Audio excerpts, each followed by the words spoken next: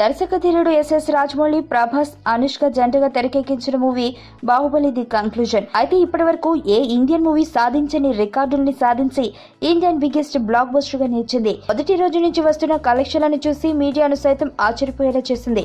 ఎక్కడ చూసినా ఈ సినిమా గురించి ఎక్కువగా మాట్లాడుకుంటున్నారు. తన ఎమోషన్స్ తో సినిమా ఒక రేంజ్ కి తీసుకెళ్లాడు జక్కన్న. బాహుబలిగా యాక్ట్ చేసిన ప్రభాస్ యాక్టింగ్ కు మంచి స్పందన లభించింది.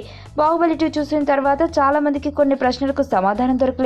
అయితే కొంతమందికి బాహుబలి 3 ఉంటుందేమో అనే విధంగా సినిమా ముగిస్తుంది.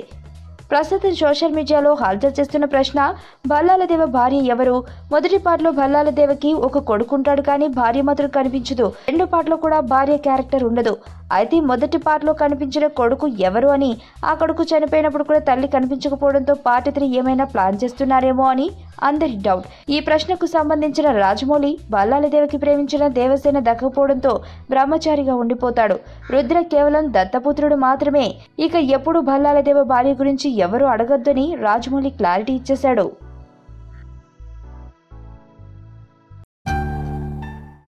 నా పేరు ధనుష్ రిషి. అందరూ ముద్దుగా దరి దరి అని పిలుస్తుంటారు. దేవుడికి నా పైన ఉన్న క్లారిటీ, నా బ్యాడ్ లక్ ఉన్న గ్రావిటీ నాకు చిన్నప్పుడే అర్థమైంది.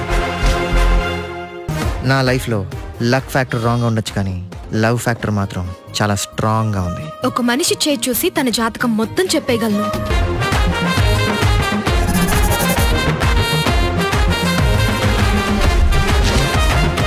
Coming soon.